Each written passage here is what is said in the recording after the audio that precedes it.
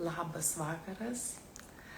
Tai prašau, jei girdžiuosi, matausi, ką nors duokite žinoti, širdelį uždėkite ir pradėsiu mūsų live.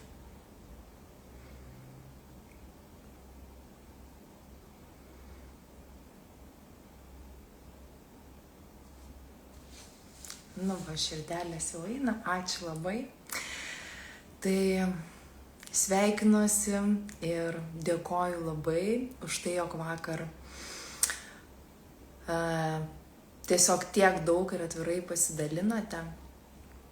Aš uždaviau klausimą ir šiandien kalbėsim tą temą, kas nervina mus žiūrint į partnerį. Arba atvirkščiai, sakykime, partneris žiūri į jūs ir kaltina, būna, sakykime, įvairiausi, aš čia labai daug jūsų gavau ir pasirašiau ir tada gaunasi, kad koks tas elgesys būtent mane erzina žiūrint į kitą asmenį. Tai yra į partnerį, į žmogų. Ir jūs pasidalinote labai daug, kad nepagarba, kontrolė, tinginystė, tai aš šiandien apie tai ir labai norėsiu pasidalinti ir galima tai pasakyti, jog išversti, kad jums susivokti, kaip čia išsiversti ir pažvelgti save ir augti per tai. Dėl ko užsimaniau pasidalinti tą temą, nes pati jau daugelį metų taip gyvenu, kai pamatau kaip veidrodį kitame kažką, kas man taip surezonuoja, aš visą laiką klausiu, apie ką man tai. Tai šiandieną apie tai ir pasidalinsiu. O dabar labai dar norėsiu jūsų paprašyti, kas nepakomentavot, komentaruose galite parašyti, nes daug turiu, bet gal spėsiu apžvelgti ir visus, jeigu nesikartos, tai galite dar rašyti ir aš matysiu čia vietoje. Kas erzina jūs kitose? Tiesiog vieną žodį, du, kaip jums yra. Tai pirmiausia, aš noriu iš tikrųjų pasakyti, kad visa tai, kas mūsų erzina kitose žmonėse, ir atsisukti į save, prisimti atsakomybę, reikia suprasti, kad tai nėra kaltinimas savęs. Kad tai yra prisiėmimas atsakomybės už save ir sąmoningas požiūris. Tai savęs visada reikia paklausti, kur mane tai liečia. Sakykime, jeigu vyras, bet aš žiūriu į vyrą ir jisai manęs negerbia. Ar ne? Visaip, sakykime, užgaulioja ir aš jaučiu nepagarbą. Tai ką tai reiškia man? Tai reiškia man, kad aš savęs negerbiu. Jog neužbrėžiu tam tikrų ribų. Leidžiu su manim tam tikrų tonų kalbėti, ar ne? Tai yra absoliučiai veidrodis mums. Apie daug kas labai rašė apie kontrolę. Kad vyrai nori labai, ta tokia kontrolė, tu žiūri į vyrą ir tu matai, tave tiesiog erzina, kad jis tave nori sukontroliuoti. Ką tai galėtų reikšti tau ir kaip tu galėtum pagalvoti ir atsukti tą veidrodį į save, nekaltinant savęs, o taip auginant save kaip moterį, kaip asmenybę, arba kaip vyras save. Tai yra, kad ar aš tikrai leidžiu savo gyvenimui tikėti ir to gyvenimu pasitikėti. Ar aš noriu sukontroliuoti situaciją, sukontroliuoti šeimos modelį, sukontroliuoti konfliktą, sukontroliuoti santykių būseną. Tai labai svarbu pažvelgti į save, ką man atspindi ta kontrolė ir užduoti savo klausimą. Ir per tai atsakius mes galime leisti savo pajausti, išjausti ir atsakyti. Ir noriu pasakyti, kad čia yra ilgas laiko tarpas. Žinot, aš pradėjau turbūt prieš kiek čia dabar tų metų, prieš 12 metų, tai tikrai pradėjau apie ligas taip domėtis ir žiūrėti. Vaikai pradėjo sirgti. Ir man pasidarė, kad klausimas, vat kodėl, sakykime, ta liga išsišaukia, ar ne? Nes liga tai yra vis tiek jau pasiekmė mūsų bent jau suaugusių žmonių, tai tikrai. Kada mes negirdime savo kūno, nejaučiame jo iš vidaus, jis mums kažkaip signalizuoja, pavargai, bet mes nekreipiam į save dėmesio, neskiriam savo laiko. Ir netgi, turbūt pasąmoniai, norim susirgti, kad tada gauti tą leidimą, atsigulti, įsijungti filmus, gerti arbatą ir sirgti. Nes kitaip mes savo neleidžiame. Ir tada aš pradėjau analizuoti būtent apie žmogaus kūno ligas ir ką reikia susitvarkyti viduje. Tai čia lygiai yra tas pats, kai kitas tau atspindi tai, ką turėtum gvildenti, kas tavyje. Ir kiti gali suprasti, kad kas čia per santykiai yra kaip veidrodis, kas čia yra per nesąmonę. Tai jeigu jisai kažko, sakykime, dabar darbinė situacija, ar ne, tavo darbuotojai tavęs neklauso, nesupranta, jie buki tokie, vat, pavyzdžiui, vat, kaip ir čia, ar ne, vat, viena moteris tikrai vat, rašo, kad labai erzina tas vyro toks bukumas, toks nesupratimas. Tai vat, ar yra čia šitas dalykas, kad ar tu leidi pati savo viduj irgi kažko nežinoti? Ar sugebi priimti įvairiausius žmonės, įvairiausiose situacijose? Ar nori viską sukontroliuoti? Nes, vat kas parašė bukumas, nesupratimas, būtent to vyro, kas labai labai erzina, tai labai labai gražiai atspindi, ar aš leidžiu būti švelni savo netobulumui. Nes mes visi turime tam tikrų netobulumų, bet vieni juos mato, o kiti jų nemato. Tai labai labai svarbu pasižiūrėti save, ant kiek aš savo leidžiu priimti save visokią.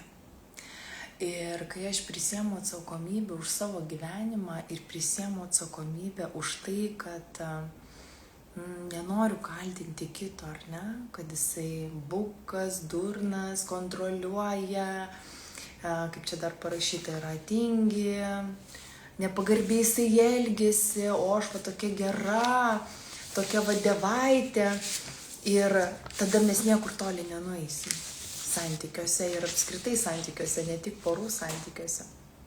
Nes šitas kategoriškumas niekur nenuveda. Ir koks mano tikslas dabar to laivą? Praplėsti šiek tiek tą matymą, praplėsti visą tą požiūrį, nes jei aš jaučiu, kad vyras mane kontroliuoja, pasižiūrėti, kurioj vietoj aš kontroliuoju savo gyvenimą. Ir ar aš leidžiu savo, kaip moteris, tikėti, pasitikėti. Ir kur apie tą bukumą, ar aš leidžiu vat būti savo visokia. Ir ypač, žinot, stiprios moteris mes tokios, bent jau iš mano kartos, tokios norim būti visur, tokios geriausios, tokios nepriekaištingos. Ir užaugam tokios, vat, norėdamos būti kietos. Ir paskui mums priimti tai, kad tu gali būti ir tokia jautri, tai nereiškia silpna. Švelni, tai nereiškia nusižeminanti. Ir Prie ko vedu? Nes versle, kurios moteris gyvena, ar ne, dirba, jos vadovauja ir grįžta namo į savo šeimas ir pameta save kaip moterį. Nežino, kaip jai kaip moteriai būti namuose. Ir jinai tada iš to noro būti moteriška gali persisverti į kitą pusę ir patapti ta tokia nuolankia, bet ta nuolankia tokia, kaip sakau, skudurėlis, nes tu nebežinai, kaip atlaikyti tą pusiausvyrą. Ir kur yra tas tavo vidinis švelnumas, bet nenusižeminimas. Kur yra tavo ta tokia, sakykime, vyras tau atspindi nepagarbą, tai kur tu savęs negerbi. Gal tu iš to noro būti tokia gera moterim, gera žmona, antiek leidi su savim elgtis nepagarbiai, kad tiesiog tau tas dalykas nepagarbos ir rezonuoja. Tai čia yra įvairiausių niuansų. Kas dar buvo? Buvo dar, kad viena moteris parašė, kad tinginystė vyro tiesiog nervina ją. Kas yra tinginystė? Tai ar aš leidžiu iš tikrųjų savo atsakykit, jeigu tu žiūri savo vyrą ir jis tave nervina, nes jisai tingi kažką tai padaryti. Tai vadinasi, ar tu savo leidi tiesiog sustoti, tiesiog nieko neveikti? Ar tu savo leidi tiesiog atsigulti ir pabūti, būtent toj buvimo akimirko, susirinkti save, ar tu tiesiog viską darai, skubi, eini ir tokia viską viena, tempi, visus namus, vaikus, visus veiklas, žodžiu, viskas ant tavo pečių. Ir tau tas žmogus kitas atspindi, kad tu savo neleidi sustoti. Jeigu tu žiūri jį ir tave užknisa jo tinginystę. Tai kviečiu tiesiog pagalvoti. Toliau, kas dar buvo? Buvo, kad čepsi. Tiesiog nervina, kad vyras čepsi. Apie ką tai yra? Vėlgi, iš kokios žiūrėsim pusės, ar ne? Jeigu mes sėdim prie stalo ir vyras nuolatos čepsi, valgydamas, mes pasakom, kad mums tiesiog nepatinka, ar ne, tas čepsėjimas. Ir jeigu vyras, sakykime, reaguoja, jisai kažkaip stengiasi mandagiai valgyti, ar ne, atsižvelgdamas, jog tu nori kažkaip tai pavalgyti ir ramiau galbūt, ir tau tai kliudo, ar ne, atsižvelgia į tai. Jeigu neatsižvelgia, yra įvairiausių būdų nueiti vienai ir valgyti. Jeigu vyras norės drauge valgyti, jis atkreips į tave dėmesį. Tai čia irgi yra tas toksai ribų brėžimas ir tiesiog savęs pagarba savo, ar ne? Iš kitos pusės, jeigu vyras čepsi ir tave trikdo garsas, ar ne? Bet koks garsas, triukšmas, tokia netvarka tave trikdo. Tai apie ką tau tai atspindi? Apie tai, kad tu tiesiog ar leidi savo, ar nėra to tokio tylos troškimo.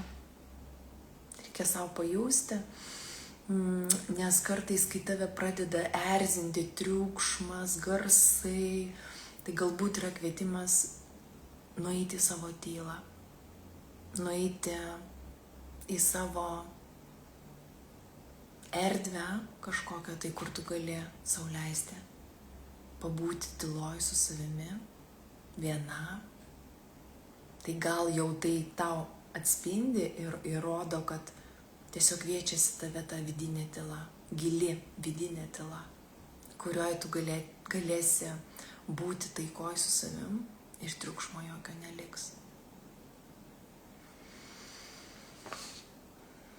Toliau buvo dar atsakymas jūsų, Ir komentaras, kad labai labai erzina kito žmogaus savanaudiškumas. Jei erzina savanaudiškumas, reikėtų kaip veidrodį atsukti į save ir paklausti savęs. Ar aš, kai dalinuosi su savo partneriu, su žmonėmis, ar aš tą darau tikrai iš visos širdies ir iš to, kad noriu pasidalinti, ar aš tą darau iš pareigos. Tai jei kitame tau labai atspindi, kad jisai savanaudis, arba žmonės kokie savanaudžiai, tai reikėtų pagalvoti, ar negyveni taip, iš to reikia. Ir viską tu darai iš to, kad reikia. Tai čia tokia žinutė giliam pamąstymui tau.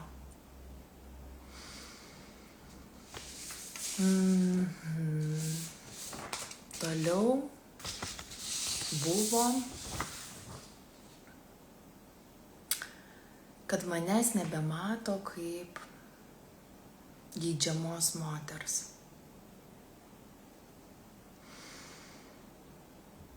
Tai va čia toksai atspindys, ar kitos sako dar moteris, kad švelnumo trūksta iš vyro. Tai labai labai ryškiai atspindi, ar aš esu švelni savo pati.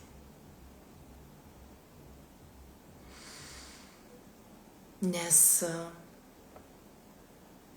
kai man atspindi, kad mano vyras nėra toks švelnus su manimi, arba jis manęs negeidžia, ar aš esu švelni pati su savimi, ar aš pastoviai savo mintise, kai būna tyla, ar ne, mes visi nutilstam ir kas tada vyksta? Tada vyksta aš tokia, aš anokia, aš to nepadariau, aš nepasirūpinu savim, aš čia dirbu, nenutylu, nepamedituoju ir plakimas. Tai reiškia, tau tas vyras atspindi, būk švelnė su savim. Ir kai mes moteris, tikrai čia yra nuostabus, žinokit, dalykas, nes kaip mes pradedam rūpinti savim, kai mes pradedam mokytis būti savo švelnios, elgtis su savimi, kaip su savo vaikais, nes aš tikiu, jeigu yra mamų mano tarpe, arba moterų, yra pas mus tas instinktas toksai švelnus pasirūpinti. Bet ko mes nemokam pasirūpinti savim, nes niekas, buvo tokie laikai, niekas to nemokino. Kaip yra svarbu pasirūpinti savim, būti savo švelniai, būti savo, priimti, žinot, save visokią, kad aš esu visa tobula savo netobulumuose. Ir vat kai nebemato manęs, vat kai buvo klausimas, nebemato manęs kaip geidžiamos moters, ar ne, tai ar aš pati sau leidžiu? Ar aš pati sau leidžiu ir jaustis va tą geidžiamą moterim? Ar aš jaučiuosi tokia gražiai kvepianti, skani pati savo? Nes kai aš taip jaučiuosi, patikėkit manim, kaip veidrodis atsispindi. Bet jeigu aš pastoviai save plaku, kritikuoju, tai mūsų taip ir nemato.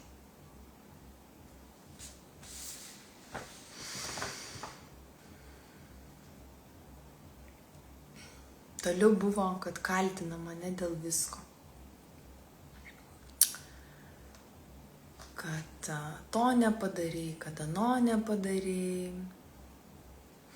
Žinot, ir šitoj vietoje yra labai labai daug aspektų.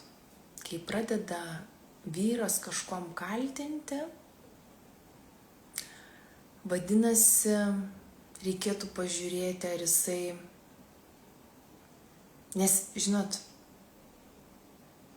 yra vyras ir moteris, tai nėra tėtis ir vaikas. Tėvai dažnai kaltina vaikus, ne, ko tu to nepadarėjai, ano nepadarėjai. Kai yra vyras, jisai neturi teisės šiaip tai kaltinti kažkom, ko tu nepadarėjai. Todėl, kad tu esi moteris, lygiavertiška, nei mažesnė, nei didesnė. Ir tiesiog neleidė kaltinti savęs. Dėl ko visa tai vyksta, nes aš pati tikriausiai, ar ne, jeigu mane kaltina, aš pati prisiemu, kad aš esu dėl kažko kalta ir esu įpratusi būti kalta. Žinot, mes ir užaugom, žiūrėkit, bažnyčiai kaip kaltas, tai nemuškit savo į krūtinę, dėl nieko jūs nekaltos esate. Man apskritai šitas žvilgsnis veidrodžio, ar ne, kas mano vyrė mane labai erzina. Man tai yra tokia vertybė, todėl kad per tai aš turiu galimybę augti ir pasižiūrėti, kurioj vietoj man dar, kur aš dar savęs negerbiu, ar ne, kur aš dar esu, jaučiuosi kažkokia nepakankama, kur aš dar kažkokių ribų neužbrėžiu ir nepasakau drąsiai, ar ne, kad man taip netinka, man taip nepatinka ir aš blogai jaučiuosi. Kur aš dar save kalu ir kritikuoju. Tai va čia yra tokia galimybė, iš tikrųjų plati galimybė augti. Jeigu mes tai nesuprantam tiesiogiai, santykiai kaip veidrodis. Toliau, jeigu nori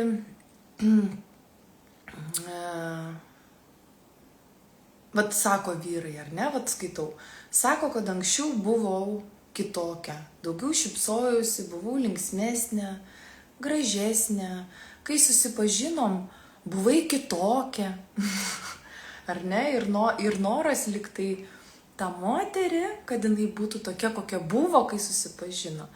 Bet metais bėgant žmonės visi keičiasi ir nei vienas žmogus nebelieka toks pats. Ir tai yra labai gerai.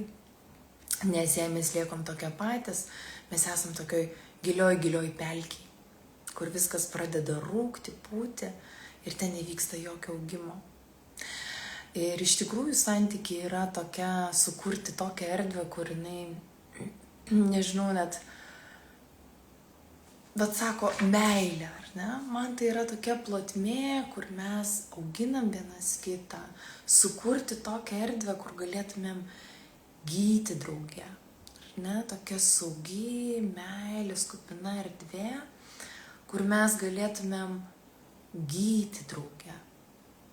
Kad tai sukurti tokią erdvę, turi galimybę tik tai moteris.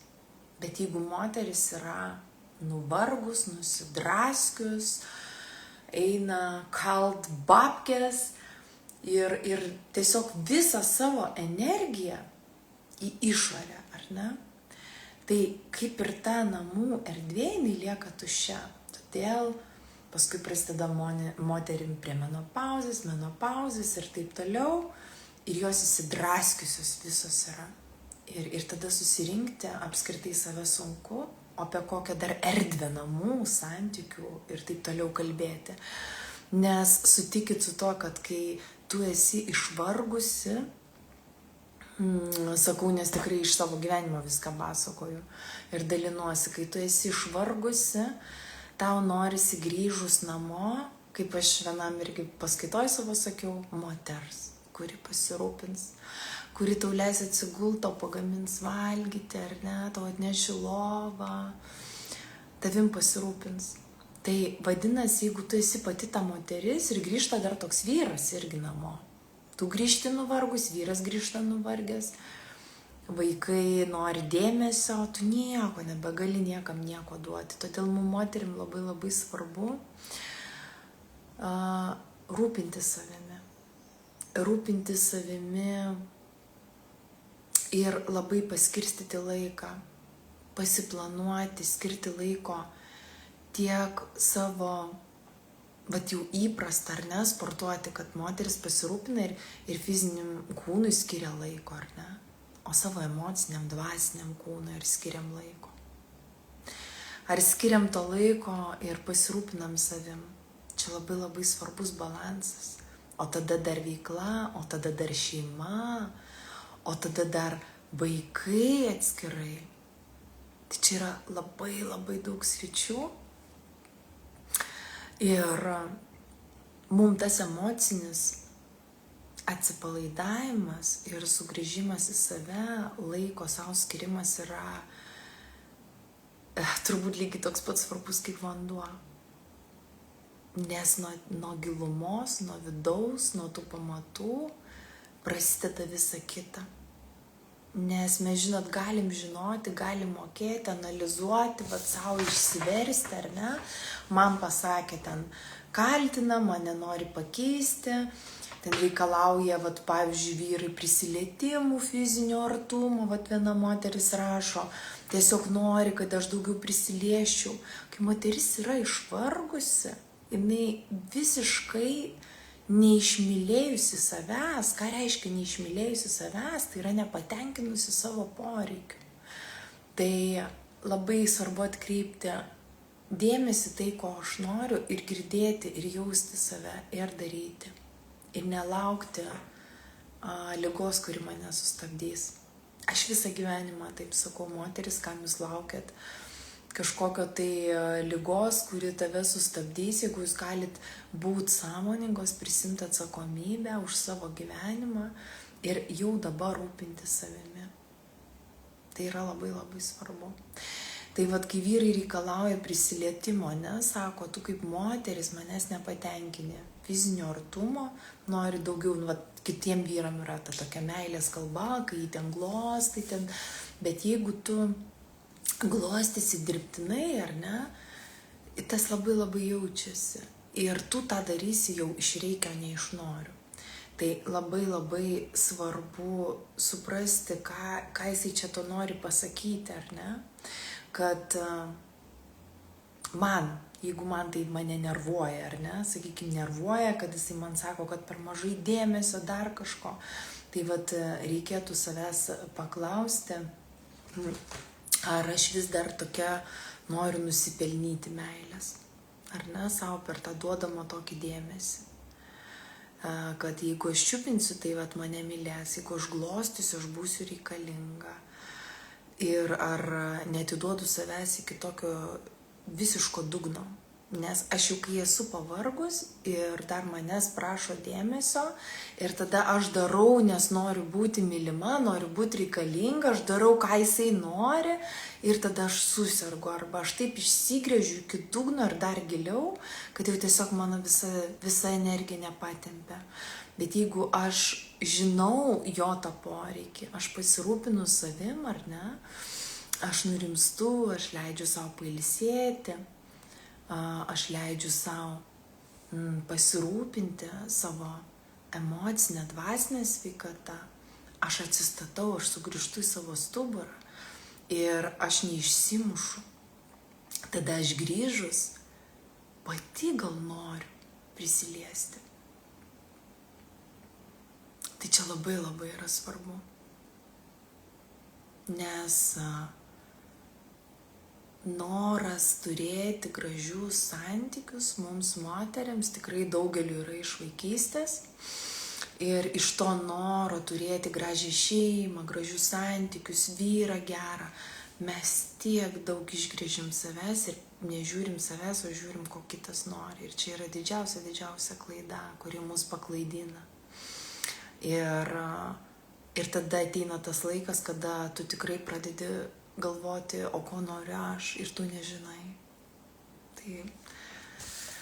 Tai tikrai, ypač kai užauga vaikai, tada atsiranda dviese laiko, arba paauga vaikai, atsiranda dviese laiko ir tu supranti, kad gyvenimas pradeda kurtis iš naujo, santykiai pradeda kurtis iš naujo.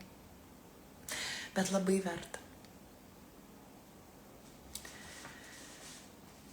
Toliau, kas dar čia buvo jūsų pakomentuota. Rašykite, jeigu čia dar žinutėse aš pamatysiu. Jei yra Dėkoju, kaip ramiai aiškinat, gerą klausytą, ačiū labai, jog girdit.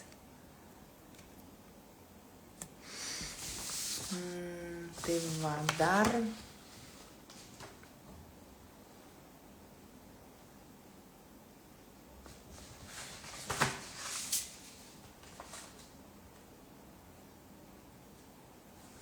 Kur čia dar bandau surasti. Bet pagrindas iš tikrųjų yra nepagarba ir kontrolė. Daugiausia moteris taip sako. O pagarba iš tikrųjų mums tai yra savivertė, ar aš gerbiu save ir daugeliu atveju, daugeliu moterų mes galim pamatyti, kiek mes kur savęs negerbiam, nutylim, praryjam tam tikras situacijas ir ten tingiu kažką aiškintis. Aišku, santykiuose aiškinimais tikrai nieko čia neprideda ir nepadeda. Bet atsisėsti ir pasikalbėti širdies, kaip aš jaučiuosi, tai yra be galo svarbu. Ir labai iš tikrųjų svarbu nepraryti, nenumesti, nes tos nuoskaudos kaupėsi. Kai mes viską taip uždarom, mes kaupiam, kiti per gyvenimą, va taip kaupia, o paskui senatvė, kai ateina, nekenčia vienas kito.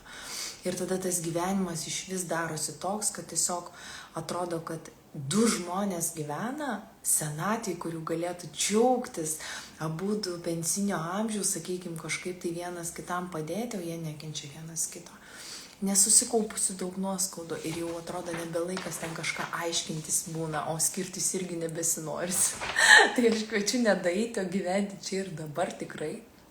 Ir nieko čia nenubraukinėti, nenustuminėti, nieko neslėpti, skirti laiką, pasikalbėti, bet svarbiausia tai yra sau pagalvoti, dirbti su savim, ne su santykiais juos taisyti, arba taip įkristi gyvenimą, kad patapti, kad aš esu santykiai.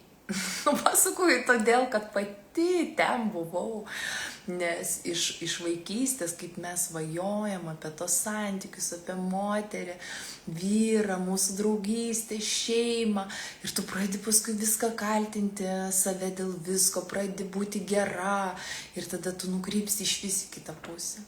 Arba pasidarai tokia auka siurbėlė, kuri, dar moteris prisimenu, sakė, atsiknisk, kas užknisa, kad kai vyrai sako, atsiknisk, pasitrauk, atstok, o paskui vis tiek nori gyventi, draugauti ir būti. Tai čia ryškiai yra apie ribų nenubrėžimą, kad su manim taip kalbėti negalima ir kad mane tokie dalykai skaudina, kaip tu man taip gali pasakyti, nes čia yra visiška nepagarba savo.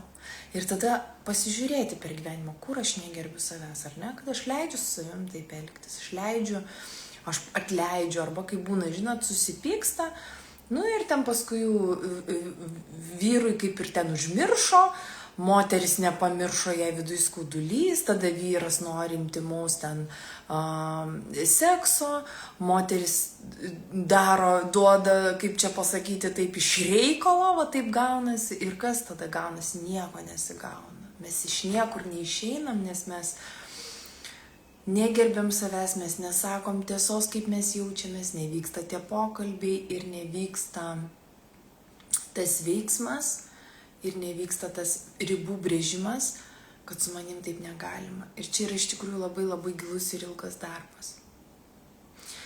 Ir nežinau, daug čia yra situacijų, ką aš galėčiau kalbėti, pakomentavau, kiek jūs čia man pakomentavot.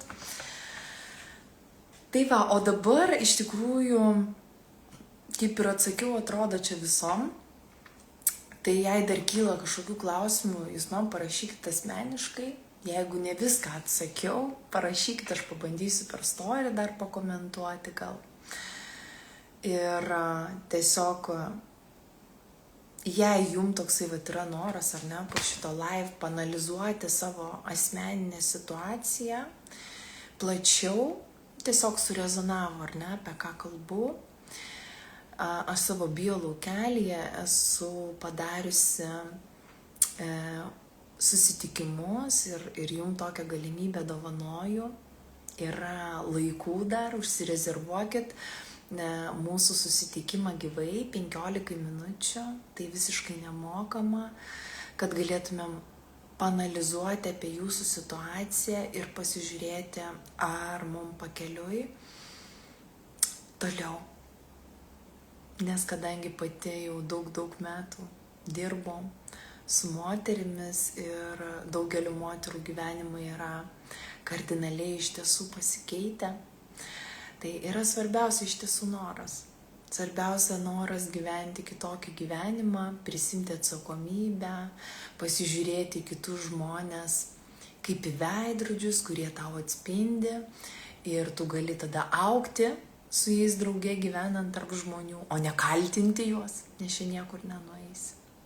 Arba skirtis, blokuoti erdves, atskirti, kur mes niekur nenueisim. Jeigu mes susidarysim į kažkokią savo komfortišką tokią zoną, mes taip, taip ir gyvensim taip nejudinamai. O vat kurti tą santykį savo šeimoj, savo namų aplinkoj, galbūt savo poroj, partnerystėj, kuris būtų toksai pilnas meilės, gyduoliškos tos, vadinkim, meilės. Tai mums tai yra iš tikrųjų prigimtyje.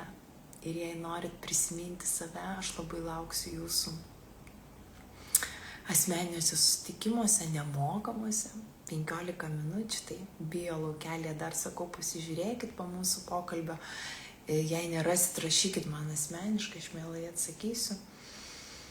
Tai dėkoju visoms, kad klausėtės, labai senai turėjau laivą, labai senai, jeigu patiko, rašykit, kokiomis temomis dar norėtumėt, kad pagilintumėm ir šverščiau, nes, žinot, aš kai pradėjau šitą temą dalintis, kad santykiai kaip veidrodis, aš supratau, kad žmonės nesupranta, apie ką aš kalbu ir kad tas vertimas nėra tiesioginis, tai yra tiesiog kaip veidrodis atsisukti į save, pasižiūrėti ir augti per tai, mokytis. Paskui, kadangi aš esu dar ir baigus mindfulness mokytoja, ar ne, tai tenai irgi mokėmės visą laiką to susikoncentravimo į čia ir dabar ir pastebėjimo, ar ne, kas vyksta su manim.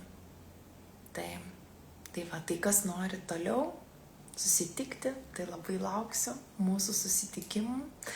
O kas norėjote tik paklausyti, pabūti šitoje erdvėje, tai labai dėkoju.